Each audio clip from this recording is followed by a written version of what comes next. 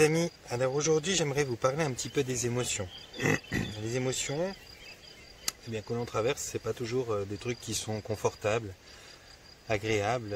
Quand c'est des émotions de joie ou des émotions d'amour et tout ça, bon bah, c'est magnifique, mais quand c'est des émotions qui sont plus lourdes, plus conséquentes, qui sont des émotions qui vous foutent en bas, quoi, j'ai envie de vous dire, eh bien, on aimerait bien souvent pouvoir avoir un pouvoir dessus. Alors, on n'a pas vraiment de pouvoir sur les émotions, c'est un peu comme les sentiments, c'est des choses que... Enfin, on a une forme de pouvoir, mais plus que les sentiments, on n'a vraiment pas de pouvoir dessus, on ressent ou on ne ressent pas. Mais les émotions, c'est quelque chose dont on ne va pas pouvoir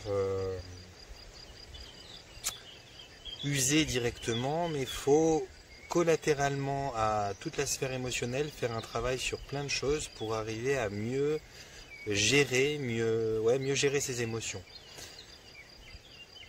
Beaucoup de personnes aujourd'hui, c'est riche hein, l'émotion, c'est quelque chose qu'il ne faut pas extraire de sa vie, on est bien d'accord, mais beaucoup de personnes aujourd'hui sont totalement dans l'émotion, réagissent par l'émotion, s'emportent par l'émotion, ou se font piétiner par l'émotion et finalement subissent plus qu'autre chose leurs émotions.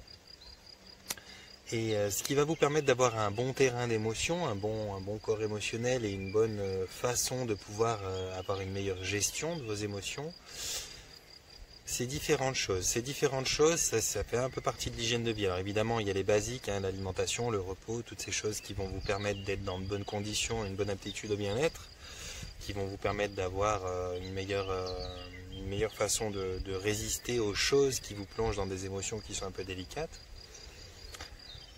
Mais il y a aussi la connaissance de soi-même. Et je crois qu'aujourd'hui, c'est cette partie-là que je voudrais vraiment souligner dans cette vidéo que je vous propose. C'est vraiment la connaissance de soi-même, l'écoute qu'on peut avoir face à soi-même. Parce que finalement, quand on est capable de bien comprendre ce qui est bon pour soi, eh bien, on est capable d'avoir une sphère émotionnelle qui n'envahit pas nos comportements et on est donc capable de mieux intercepter tel ou tel type d'événement à la longue. Et bien se connaître soi-même, ça passe d'abord par une chose, c'est de désapprendre à écouter tout le temps les autres. Parce que dans cette société actuellement, on a monté une ribambelle de formation, de cursus, de voies qui sont des voies destinées à produire des experts. Et on a des experts, mais alors on a des experts sur tout. On a des experts sur tout et sur toute chose, et bien que je puisse apprécier l'expertise d'un ingénieur en aéronautique ou alors de quelqu'un qui s'y connaît en ci en ça, il y a un moment où quand il s'agit de toi, de ta santé, lorsqu'il s'agit de ton bien-être, de ton alimentation, de ton hygiène de vie, eh bien là c'est le moment où il faut dire stop, il faut mettre une barrière à ces experts. Parce qu'au bout d'un moment, un expert ne peut pas mieux connaître que toi ton propre ressenti et ce qui te convient bien. Le problème aujourd'hui, c'est que dans cette volonté de tout rendre aux mains des experts, c'est qu'on considère que l'être humain, c'est un modèle global qui est, pour tous les êtres humains, il y a le même fonctionnement. Et c'est pas parce qu'on est composé de la même chose qu'on fonctionne pareil. Il y a beaucoup de gens qui vont somatiser des choses après 2-3 petits événements qui paraissent rien pour d'autres, et il y en a d'autres qui vont avoir besoin de se péter les 2 bras, les 2 jambes, de perdre toute leur famille et tout, pour somatiser les mêmes choses. Certaines personnes se cassent un ongle et c'est la fin du monde, certaines personnes se cassent les 2 jambes et c'est toujours pas la fin de la journée. C'est comme ça, on a toujours été très différents, on a des bagages différents, on a un code génétique qui est différent, même si on a à peu près la même constitution. On a une origine cosmique qui est différente, une spiritualité qui est différente, on a tout un tas de choses qui nous différencient finalement. Et donc nos réactions à notre environnement, à la vie, va être très différentes d'un personnage à l'autre. Alors, aujourd'hui, les experts, eux, ils ne peuvent pas être experts de 8 milliards d'êtres humains. Alors je vous parle d'experts de la santé en l'occurrence, ils ne peuvent pas être experts de 8 milliards d'êtres humains. Cela dit, on essaye quand même de créer des médicaments qui vont pour tous les maux de tête, qui vont pour tous les maux de ventre, qui vont pour tous les machins, pour tous les bidules. Or, eh bien, on n'a pas une approche personnalisée. Si on a une approche personnalisée, on va s'apercevoir qu'on n'est déjà pas au même rayon au niveau constitution, hein. On est tous un peu décalés dans notre façon de pouvoir résister à telle ou telle chose, mais en plus de ça, on a un mode de vie. On a un mode de vie qui, indépendamment de notre nature propre, va aussi très fortement conditionner notre façon d'être plus sensible à tel ou tel type de maladie, tel et tel type de problème. Donc, vous vous retrouvez avec des gens qui sont peut-être des grosses carrures et des solides, mais qui en vérité bouffent n'importe comment, sont épuisés, sont stressés au maximum, et il leur faudra peut-être 2 cigarettes pour développer un cancer de la gorge. Et vous allez vous retrouver avec des gens qui sont très très bien dans leur peau, qui sont bien alimentés, qui sont ceci, cela, mais qui sont des tout petites natures et qui vont résister à des trucs incroyables. Et on n'est vraiment pas égaux face à ça. Donc créer des domaines d'expertise au niveau de la santé, lorsque ces mêmes cas que l'on étudie au niveau de la santé sont des cas qui sont très individuels, très personnels, ça voudrait revenir à dire qu'on doit créer un expert par patient. Et c'est pas le cas, on ne peut pas créer un expert par patient. Donc quand vous avez une personne qui vous dit que tel type d'alimentation, tel type d'hygiène de vie, tel type de comportement sont bons pour vous, eh bien c'est une façon de faire des généralités, et bien que moi-même, le premier, je donne des conseils qui expliquent un petit peu comment est grossièrement faite la mécanique humaine et puis le système de digestion, le système psychologique, on peut que donner une ribambelle d'outils qui sont utilisables par certains de la bonne manière et d'autres ils vont devoir faire des variantes, parce qu'on doit toujours en tout temps personnaliser l'approche à nous-mêmes. Ça me paraît plus qu'incontournable et qu'inévitable. Donc, si vous vous retrouvez avec des gens qui vous disent il faut manger comme ci, il faut boire comme ça, il faut dormir comme ci, il faut dormir comme ça, il y a de fortes chances que dans tout ce qu'ils vous disent, s'ils ont eu un cursus ou ils ont appris, qu'ils aient effectivement les bons éléments. On sait quand même les bases des choses qui font bien fonctionner la machine humaine. Simplement, il y a aussi la sphère émotionnelle, la sphère mentale, la sphère psychologique, la sphère spirituelle. Il y a tout un domaine où vous avez l'extérieur qui interagit avec vous de par sa nature matérielle, mais qui interagit avec vous aussi depuis sa nature émotionnelle, mentale. Donc vous allez vous retrouver avec des gens qui font pas spécialement de bêtises, mais qui ont fréquenter d'autres qui font des magies noires ou des machins, des trucs comme ça, et qui sont pollués au maximum par des choses qui sont même pas matérielles. Vous allez vous retrouver avec des gens qui vont avoir peut-être une hygiène de vie qui est déplorable, et pour les deux parties, que ce soit ceux qui n'ont pas forcément une mauvaise hygiène de vie comme ceux qui ont une hygiène de vie déplorable, eh bien vous aurez peut-être les mêmes symptômes, les mêmes problèmes, mais pas la même façon d'approcher la chose, et surtout pas du tout la possibilité de les guérir de la même manière. Les émotions, au milieu de tout ça, elles sont la chose qui va être un petit peu le symptôme, l'expression mentale de votre inconfort, de votre mal-être, de votre envie de vouloir changer les choses. Pour préserver votre sphère émotionnelle, vous devez donc retourner à ce qu'on appelle un bonne hygiène de vie. Mais pour trouver un bonne hygiène de vie, vous ne pouvez malheureusement pas vous fier aux experts. Quand il s'agit de vous, vous ne pouvez vous fier qu'à vous. Et là où on a un gros souci actuellement, ça fait longtemps, hein, mais là c'est à des niveaux qui sont quand même presque inquiétants, c'est que le discernement chez l'être humain, il a fondu, mais alors d'une manière incroyable. La lucidité chez l'être humain, il doit en rester un petit peu dans un ongle de chaque personne, mais c'est très minime. Et la volonté, le caractère et surtout l'esprit de tentative dénué de peur n'existe plus. On a l'impression que maintenant, s'ils font autre chose, alors bien sûr là je globalise tout, hein, mais on a l'impression qu'un être humain aujourd'hui, s'il fait autre chose que ce que lui a dit son médecin, son nutritionniste, son machin, son bidule, c'est comme s'il risquait d'exploser, quoi. Quand vous prenez quelqu'un qui a des antidépresseurs et que vous lui dites mais t'es sûr qu'ils te font du bien, tu veux pas essayer d'en prendre un demi juste pour voir, ou d'en prendre un sur deux pour voir, ah non parce que sinon je vais avoir ci, je vais avoir ça.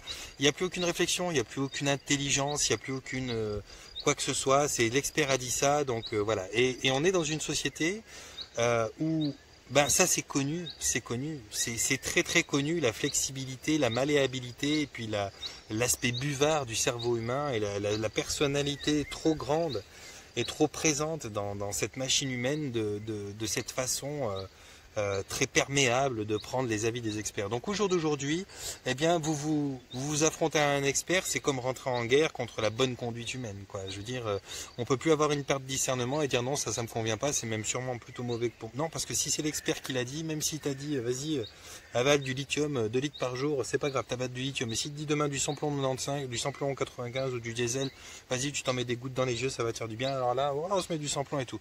Ben, au bout d'un moment, ça devient n'importe quoi.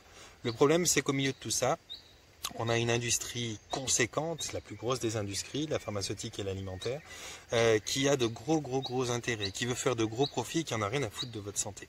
Et ces industries-là, qui sont en place depuis longtemps, ont il y a bien longtemps biaisé tout l'aspect médical. Par exemple, la Fondation Rockefeller, à l'époque, elle avait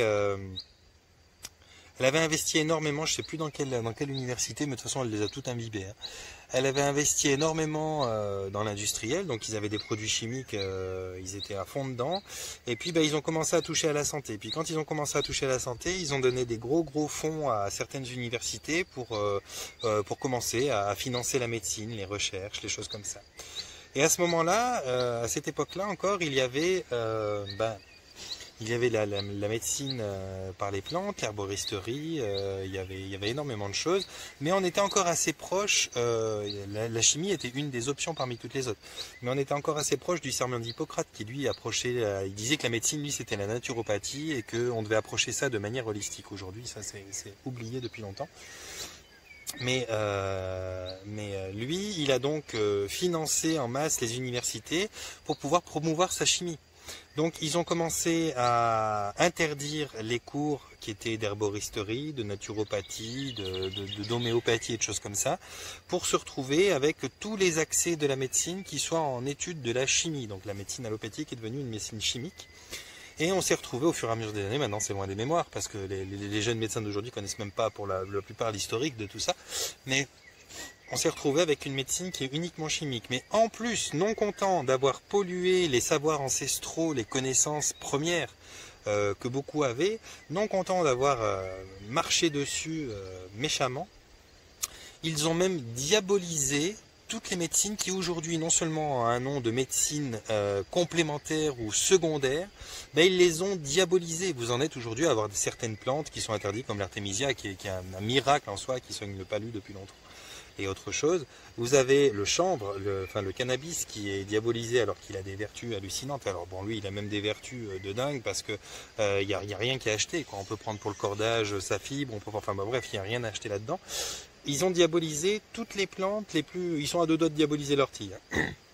Donc vous êtes retrouvé avec une médecine qui est devenue totalement chimique, avec des médecins qui sont formés qu'à ça, et puis le reste n'existe plus, qui ont des compétences donc ridicules, les médecins de l'allopathie actuelle, parce que finalement c'est comme si avant il y avait 10 formules de cours différents qui se complémentaient les unes les autres, et puis qu'aujourd'hui ils n'ont plus qu'un classeur avec une seule type de cours, et puis donc ils ont perdu la richesse des 9 autres classeurs. Donc on se retrouve avec des médecins qui sont désemparés, qui donnent de la chimie non pas pour soigner, mais puis et puis pour aider, mais simplement pour éteindre les symptômes. Le symptôme, en gros, c'est une médecine de symptômes aujourd'hui. Aujourd'hui, on est avec une médecine qui... Le symptôme, comment vous expliquez ça? Quand vous avez un problème, une inflammation, un truc quelque part, vous avez une ampoule qui s'allume, une sirène qui retentit, qui dit il y a un problème, ça va pas. Et avant, on essayait de voir qu'est-ce qui avait allumé cette lumière, où était le feu qui avait mis en route l'alarme, et puis on essayait de le traiter là où il était, le feu, d'essayer de voir qu'est-ce qui avait fait qu'on s'était laissé embraser comme ça.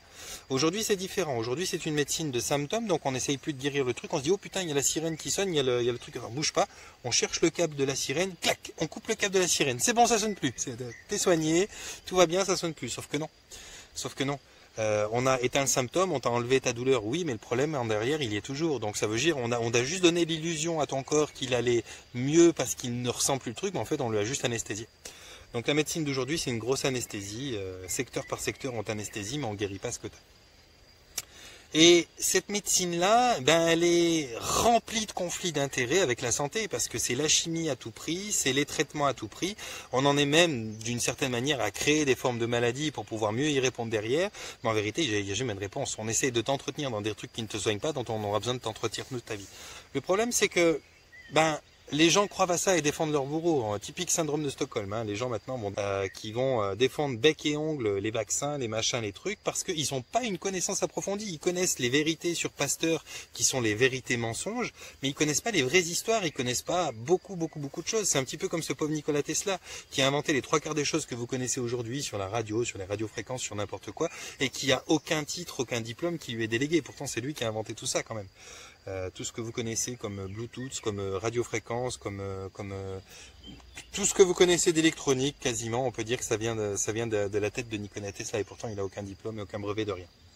Eh bien, pareil pour Pasteur, c'est une grande fumisterie qu'il y avait eu à l'époque de Pasteur. D'ailleurs, Pasteur, c'était pas lui, je me rappelle plus du nom du premier, mais c'était pas lui qui avait vraiment sorti le vaccin, c'était un autre à qui, bon bref, c'était toute une clique qui faisait partie tous de sociétés secrètes, qui étaient bien copains, copinages, un peu comme les francs-maçonneries, les choses comme ça, qui sont capables de se placer au plus haut poste et puis qui mettent leur jeu en place.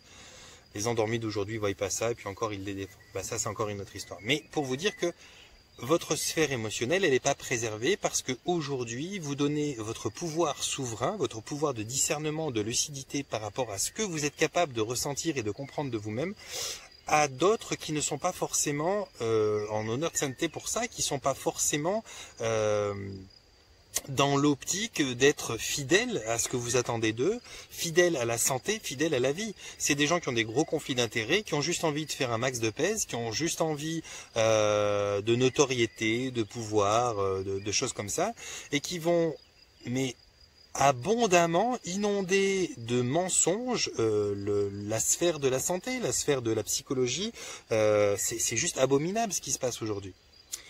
Et si vous n'êtes pas foutu à votre niveau de pouvoir savoir prendre les décisions pour vous quand il s'agit de vous, sans remettre votre façon de vous nourrir ou votre façon à des experts, eh bien vous allez être dans un état qui va pas vous permettre, donc le terrain qui va pas vous permettre d'avoir une belle fleur émotionnelle.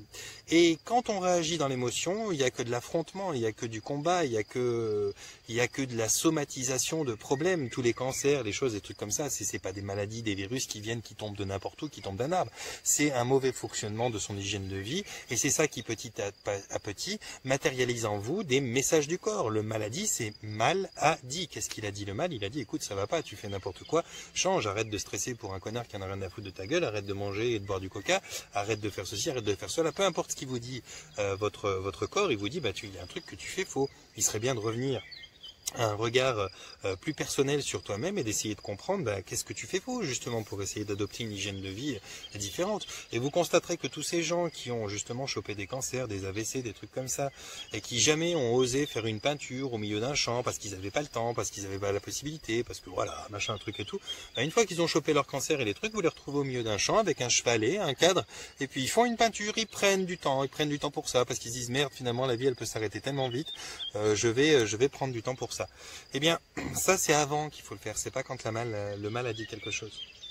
Donc, pour avoir une bonne gestion émotionnelle, il faut être capable d'avoir une bonne gestion de soi-même. Je vérifie juste que c'est pas un tic, parce que des fois j'en ai qui me montent dessus, je suis pas fan. Vous devez avoir une bonne gestion de vous, de votre hygiène de vie dans sa globalité, savoir ce que vous mangez pour vous faire du bien. Alors on les connaît les choses, hein. Pour manger les bonnes choses, il faut manger vivant, il faut manger cru si possible, dans la mesure du possible. Il faut éviter tous les trucs industriels bourrés de produits chimiques et de choses comme ça on le sait. Mais vous voyez, il y a une petite subtilité là-dedans, c'est que vous devez être capable, au milieu de cette connaissance qui est une expertise, ça c'est digne d'un expert ce que je viens de vous dire, mais vous devez être capable de comprendre que malgré tout il peut y avoir des variantes. Et ça, il n'y a que vous qui pouvez les ressentir. Il y a la variante psychologique qui fait que de temps en temps, vous avez besoin de vous faire plaisir en mettant dans votre bouche des trucs qui sont dégueulasses sur le point de vue sanitaire. De temps en temps, de se faire un McDrive ou un truc comme ça, ça peut très très bien passer, ça peut donner un goût artificiel qui fait plaisir sur un moment, même si au niveau digestif c'est abominable.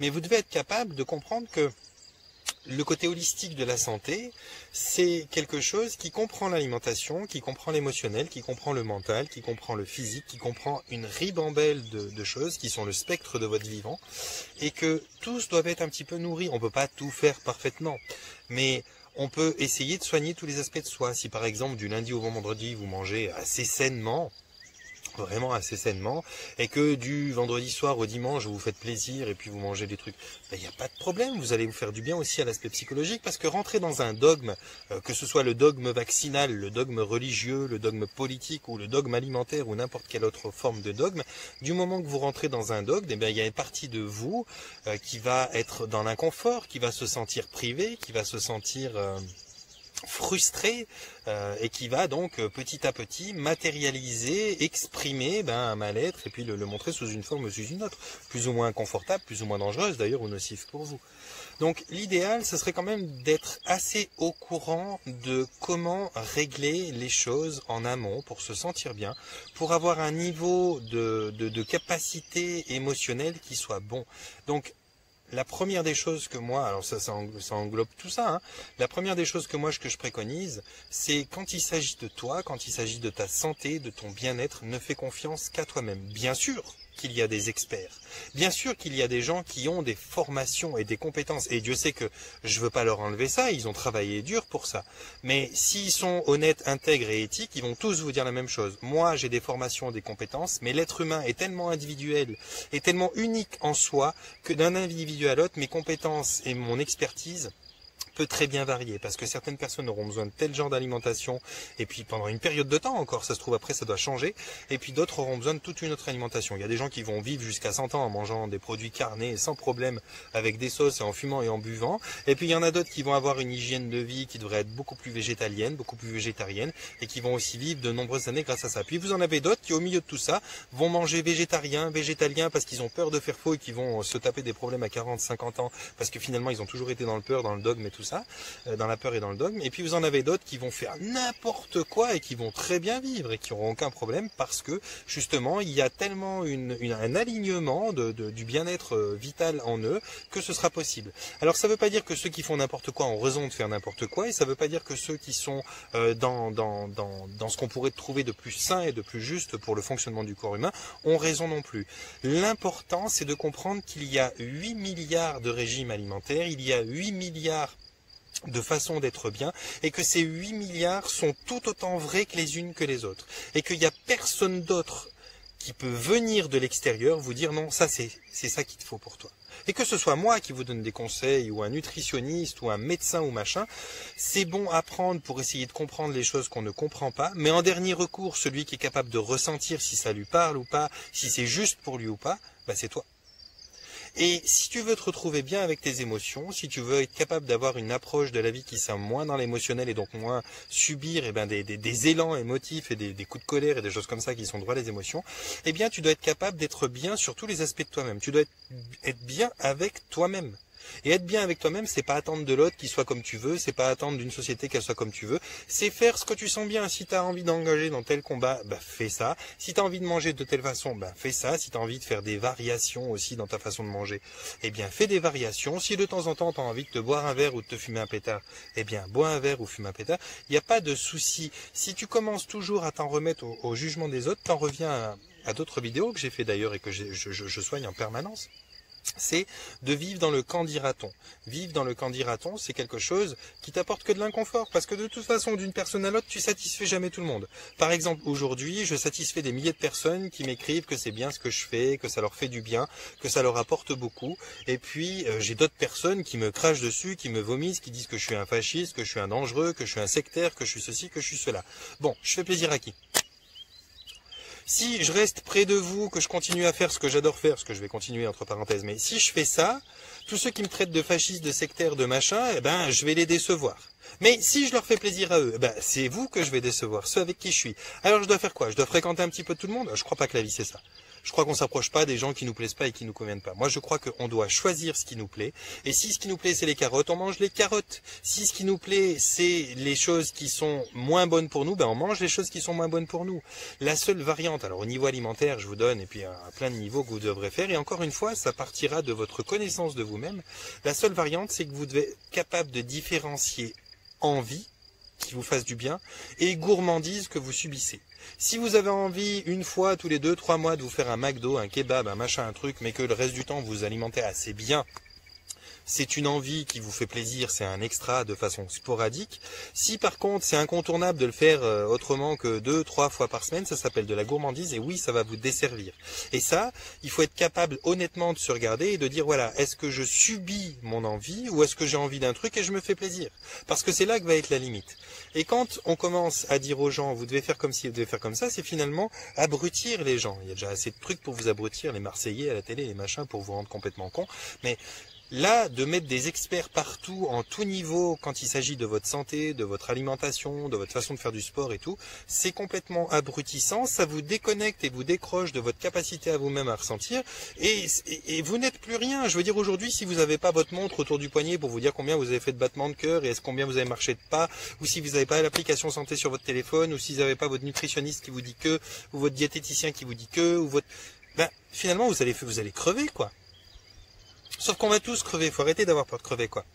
Au bout d'un moment, c'est quand même intéressant de se demander, mais pourquoi je délègue mon pouvoir, ma souveraineté, à toute cette ribambelle d'experts qui, je dis pas qu'ils ne sont pas des experts, hein, qu'on s'entende bien, je crache pas sur les parcours d'experts, mais c'est quand même vous et votre souveraineté qui pouvez le mieux savoir ce qui est bon pour vous. Le reste, c'est que des opinions, c'est des conseils. Il ne faut pas écouter une expertise de quelqu'un, il faut écouter les conseils d'un expert, parce qu'ils sont sûrement riches d'enseignements, plein de bonnes choses, mais c'est quasiment sûr que 100% des choses qu'ils vous diront ne seront pas bonnes. Et moi, le premier.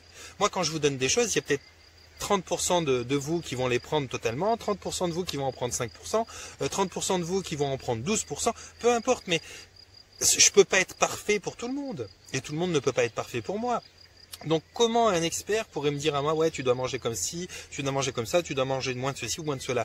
Ça, c'est que des conseils, c'est que des observations qui sont sûrement très constructives et pour la plupart probablement vraies, mais on ne doit pas aveuglément dire oui à ça et rentrer dans un dogme. Parce qu'à ce moment-là, peut-être que ça va développer une partie plus contraignante de vous-même qui va abîmer autre chose. Donc c'est très important de voir avec quoi on est OK. Et ce qui est encore plus important, eh bien, c'est d'être capable de différencier qu'est-ce qui est la gourmandise et l'addiction, si vous voulez bien, de qu'est-ce qui est vraiment la chose que vous voulez. Ça, je vous le laisse, ça vous appartient, vous vous démerdez avec ça.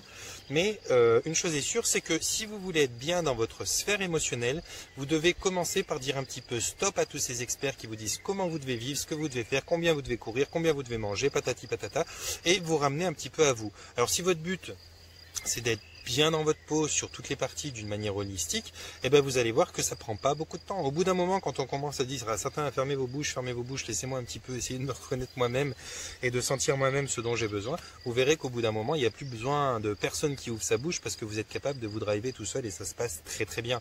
Et après, vous pourrez même bien donner des conseils qui sont des conseils un peu comme j'essaye de donner moi justement. C'est pas des conseils précis de comment il faut faire ceci ou faire cela. Moi, j'essaye d'une manière générale de toujours donner des conseils qui vous ramène à votre propre pouvoir personnel, à votre propre capacité, parce que ça, l'humanité l'a beaucoup perdu. L'a beaucoup perdu. Je vais faire une image un peu grosse, mais j'aurais presque des gens aujourd'hui qui m'écrivent pour me demander la couleur des chaussettes de ce qu'ils vont devoir porter demain, quoi. Au bout d'un moment, il faut arrêter de demander à quelqu'un, parce qu'il est fort en quelque chose, parce qu'il est compétent et tout, tout et n'importe quoi. Il faut peut-être demander un aiguillage, mais on doit de temps en temps essayez de tester des choses. C'est pas parce que vous faites une boulette que vous vous plantez sur un aspect de votre vie que vous allez forcément exploser. C'est pas parce que vous mangez un mauvais aliment une fois ou pendant 2 semaines que vous allez tout de suite choper un cancer. Il y a quand même une marge de manœuvre énormissime. Et il y a qu'en essayant que vous allez y arriver. Si vous essayez pas, vous y arriverez jamais. On conduit pas parfaitement tant qu'on n'a pas plié au moins une fois une voiture ou touché une jante. Au bout d'un moment, dans la vie, on va faire un accident, un machin, et ça nous fait prendre conscience d'eux. Il faut tester un petit peu des choses dans la vie. Vous êtes vos propres cobayes. Essayez avec vous qu'est-ce qui marche et qu'est-ce qui ne marche pas.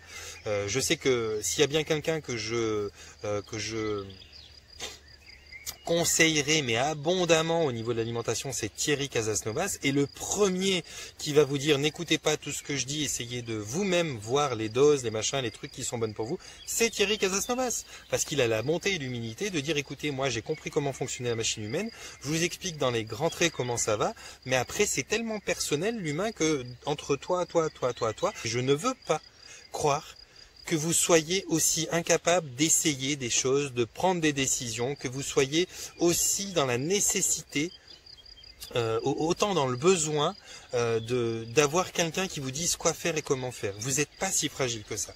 vous êtes bien plus résistant que vous l'imaginez, vous avez des capacités d'essayer des choses, de vous tromper même sans mettre votre vie en péril, et d'arrêter de donner crédit en permanence à tous les experts qui vont vous expliquer tout et n'importe quoi. Et malheureusement, parmi ces experts, ce sont des êtres humains. Eh bien, il y a des conflits d'intérêts, il y a des experts qui aujourd'hui expertisent rien du tout, si ce n'est ce qui va les rendre plus riches. Donc aujourd'hui, je voudrais vous dire ça. Redevenez plein de discernement, plein de lucidité. Reprenez le pouvoir qui est le vôtre, votre souveraineté. Commencez à réfléchir par vous-même et n'ayez pas peur de vous tromper. Vous pouvez vous tromper. Il n'y a pas de problème vis-à-vis de quoi que ce soit, si ce n'est votre ego, de pas aimer se tromper. Et ben c'est pas grave. Habituez-le, lui aussi, un petit peu d'ego à prendre des tartes dans la gueule de temps en temps et à se tromper.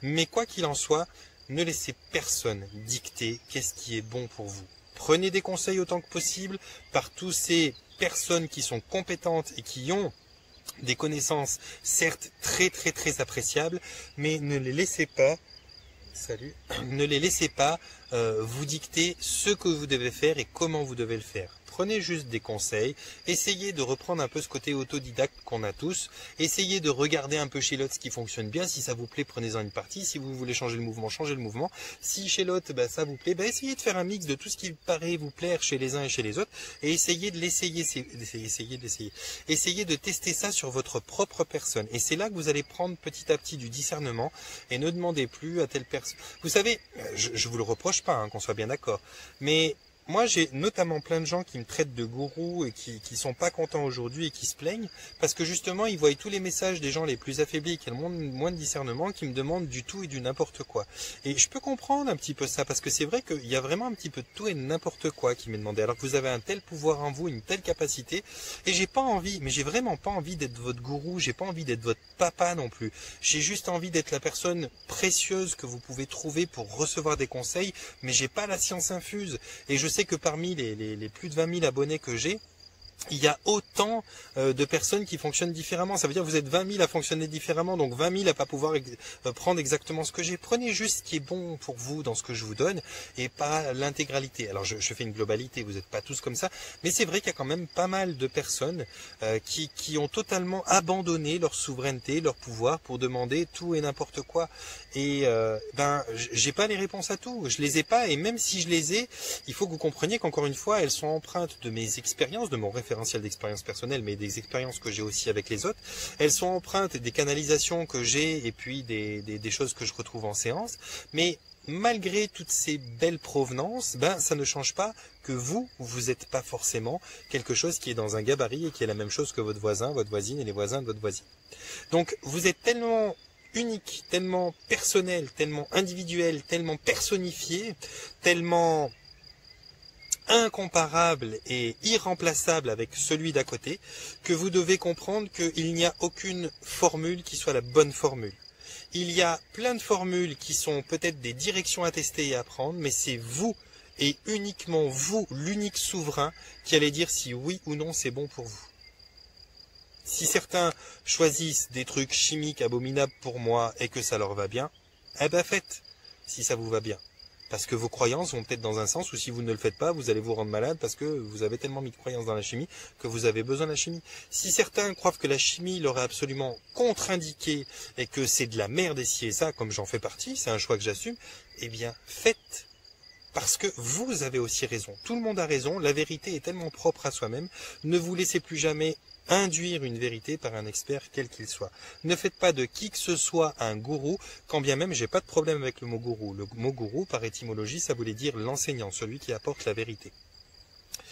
Donc j'ai pas de souci avec le mot gourou, c'est un mot qu'on a transformé en péjoratif parce qu'on aime bien transformer les mots en péjoratif, mais j'ai pas de souci avec ça.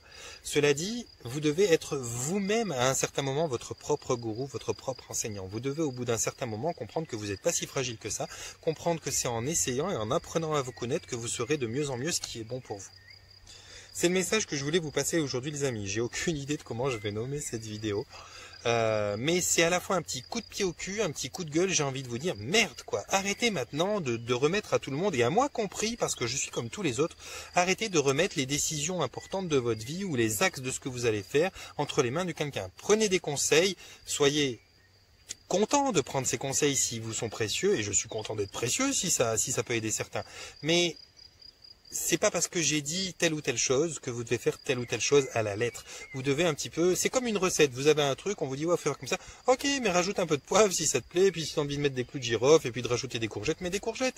Voilà, peut-être pas pour la forêt noire ou le tiramisu, j'entends, mais c'est à vous de modifier un petit peu, de rajouter du truc qui vous paraît être, voilà. Retravaillez un petit peu votre instinct, votre intuition, retravaillez ces choses-là. C'est comme ça que vous allez vous reconnecter à vous-même, reprendre votre pouvoir et votre souveraineté. C'est vraiment incontournable si vous voulez vous éveiller et aller dans le... Si vous voulez vous éveiller et vivre cette ascension et aller dans le monde de demain, vous devez impérativement être des outils performants pour vous-même et ne pas dépendre de l'extérieur. On va chercher en soi, tout est en soi. Voilà mes amis.